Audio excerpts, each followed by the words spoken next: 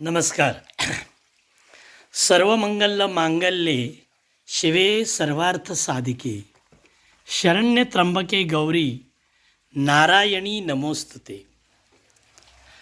हिंदू धर्मामध्ये शारदीय नवरात्रोत्सव उत्सवाला फार अनन्यसाधारण महत्त्व आहे. या नवरात्रीच्या दिवसामध्ये, या कालावधीमध्ये आपण देवीची विविध रूपामध्ये पूजा अर्चना करतो आणि हा देवीचा उत्सव साजरा करत असतो. इथे मला आवर्जून सांगायचं आहे की ज्या लोकांना आपली कुलस्वामिनी किंवा कुलदेवता माहिती नसेल, अशा लोकांनी या नवरात्रीच्या कालावधीमध्ये 9 दिवस शक्य असेल तर उपवास करून देवीची आराधना करावी, पूजा अर्चा करावी, देवीचं दर्शन घ्यावं. आणि ही आराधना करत असते वेळी ओम गौरी पद्मा सची मेघा सावित्री विजया जया देवसेना स्वतः मात्रे लोकमात्रा धृतीपृष्टी तथा तृष्टी आत्मनः कुलदेवता ब्राह्मी माहेश्वरी चैव कौमारी वैष्णवी तथा वाराहेची ततेंद्राणी चामुंडा सप्तमात्रः ओम कुलस्वामिनी प्रमुख पंचायतन देवताभ्यो नमो नमः अशी प्रार्थना करावी. आणि या 9 दिवसामध्ये अशी प्रार्थना केल्यामुळे अशा लोकांना आपल्या कुलदेवतेची नक्कीच आशीर्वाद मिळतो, कुलदेवतेची कृपा होते आणि कालांतराने आपली कुलदेवता आपल्याला निश्चितपणे माहितीसुद्धा होते. देवीच्या घट ठेवतेवेळी एक प्रथा आपण पाहतो. देवीच्या घटाच्या खाली माती ठेवण्यात येते आणि मातीमध्ये आपण विविध प्रकारची धान्य पेरून त्याची अंकुर उगवले जातात. याच्या मागची मूळ संकल्पना अशी आहे, फार पूर्वीच्या काळी शेतकरी आपल्या विविध भागातून 7 ठिकाणावरून मातीचे नमुने आणायचे आणि ते मातीच्या नमुन्याचे थर 7 प्रकारच्या रचनेप्रमाणे त्या घटाखाली ठेवायचे आणि त्यामध्ये विविध प्रकारची धान्यांची बीजं पेरायची आणि हळदीच्या पाण्याचं सिंचन करायचे. याच्या मागची कल्पना अशी आहे की कुठल्या मातीमध्ये कुठलं धान्याचं उगवण चांगल्या प्रकारे होते ही त्यावेळी त्या शेतकऱ्यांना अवगत होत असे आणि त्या प्रकारे ते मग शेतीमध्ये शेतीचं उत्पन्न घेत असत. आता बघा, म्हणजे फार पूर्वी काळीसुद्धा अशा प्रकारे माती परीक्षण आणि बीज परीक्षण केलं जायचं. म्हणजे हे आपल्या हिंदू धर्मामध्ये अनादी कालापासून चालत आलेलं आहे. आणि आज आपण मातीचं परीक्षण प्रयोगशाळेमध्ये करत आहोत आणि कीटकनाशकाचा आपण केमिकलचा फवारणी करत आहोत. पण हळदीच्या पाण्याची फवारणी आणि गोमूत्राच्या पाण्याची फवारणी त्या काळचे शेतकरी करत असत. आणि हे आपल्या सणाला जोडलेलं आहे. म्हणजे विज्ञान आणि आपली संस्कृती याचं नातं किती जवळचं आहे याच्यामुळे आपल्याला निश्चितपणे समजून येतं. आता या मातीमध्ये पेरलेली उगवण जी आपण रोपं घालतो किंवा जे धान्य पेरतो त्याला जे अंकुर फुटून जे धान्य रुजून येतो ते चांगल्या प्रकारे उगवण आली की आपण त्याला शुभ संकेत असं सुद्धा समजतो. आता या कालावधीमध्ये काही भाविक उपवास करतात. आता उपवास करणाऱ्या भाविकांसाठी मला सांगायचं आहे, एक सुचवून द्यायचं आहे की आपण जर उपवास नवरात्रीचे करत असाल तर या नवरात्रीच्या कालावधीमध्ये आपल्या घरामध्ये 9 रात्र दीप अखंड तेवत ठेवा. तसेच या कालावधीमध्ये आपल्या घराची स्वच्छता कायम ठेवा. आणि महत्त्वाचं म्हणजे या कालावधीमध्ये आपण कांदा, लसूण, नारळ, लिंबू म्हणजेच लोणचं अशा प्रकारचं आहारामध्ये समावेश करू नका. बघा, जमेल ना?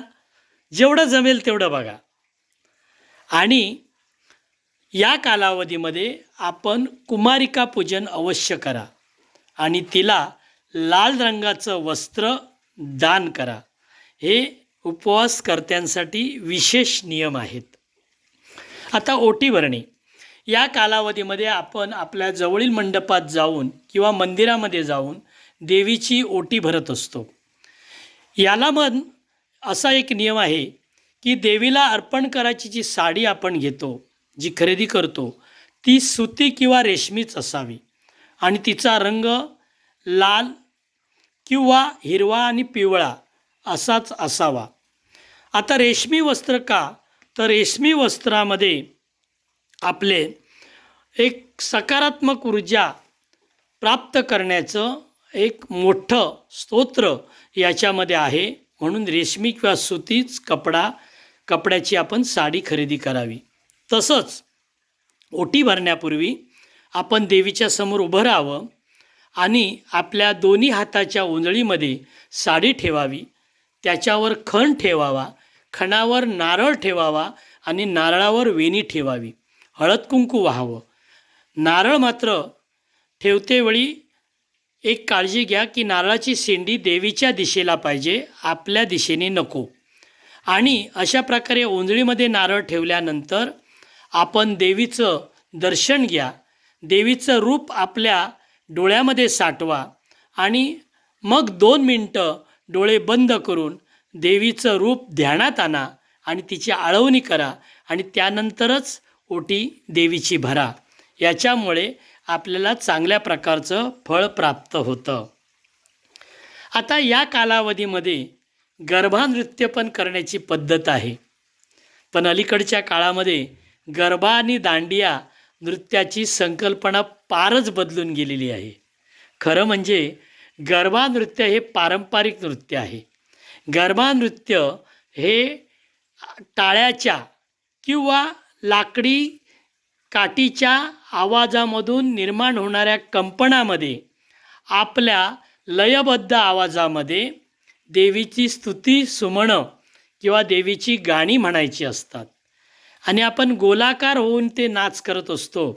याच्यामध्ये आपलं एक घटाचं प्रतीक मंडळ तयार होत असतं आणि हे देवीला अभिप्रेत असतं. आणि अशा प्रकारचं गरबा नृत्य केल्यानंतर देवी ध्यानातून जागृत अवस्थेमध्ये येते आणि आपल्याला कृपा आशीर्वाद देते.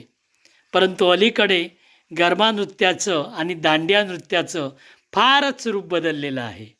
देवीची स्तुतीसुमनं गाणी तर सोडाच, पण आपण चित्रपटाच्या चालीमध्ये आपण हे सगळं करत असतो. म्हणजेच आपण स्वतःची करमणूक करून घेत असतो. असो, आपल्याला जसं जमेल, आपल्याला जसं पटेल तसं आपण करू शकता. नवरात्रचा कालावधी हा ऋतुपरिवर्तनाचा कालावधी आहे. या कालावधीमध्ये शारीरिक आणि मानसिक आत्मिक शुद्धता येत असते. म्हणून या कालावधीमध्ये सुद्धा शक्यतो मांसाहार वर्ज्य करावा. हा उत्सव दरवर्षी अश्विन महिन्याच्या शुक्ल पक्षातील प्रतिपदेला सुरुवात होते आणि यावर्षी हा शारदीय नवरात्र उत्सव 15 ऑक्टोबर ते 23 ऑक्टोबर या कालावधीमध्ये साजरा होतो आहे आणि 24 ऑक्टोबरला विजयादशमी आहे. तर अशा प्रकारे मी आपणास माहिती दिलेली आहेच. पुढील येणाऱ्या नवरात्र उत्सवाला प्रत्येक दिवशी देवीचे जे रूप असणार आहेत, ते देवीचं रूप कोणतं, त्या देवीचे वस्त्र अलंकार कुठले आणि त्या दिवसाचं महात्म्य मी दर दिवशी आपल्याला व्हिडिओच्या माध्यमातून सांगणार आहे. तोपर्यंत नमस्कार आणि हो, आपल्या चॅनलला लाईक करा, शेअर करा, जास्तीत जास्त लोकांपर्यंत पाठवा आणि सबस्क्राईब करायला विसरू नका. धन्यवाद.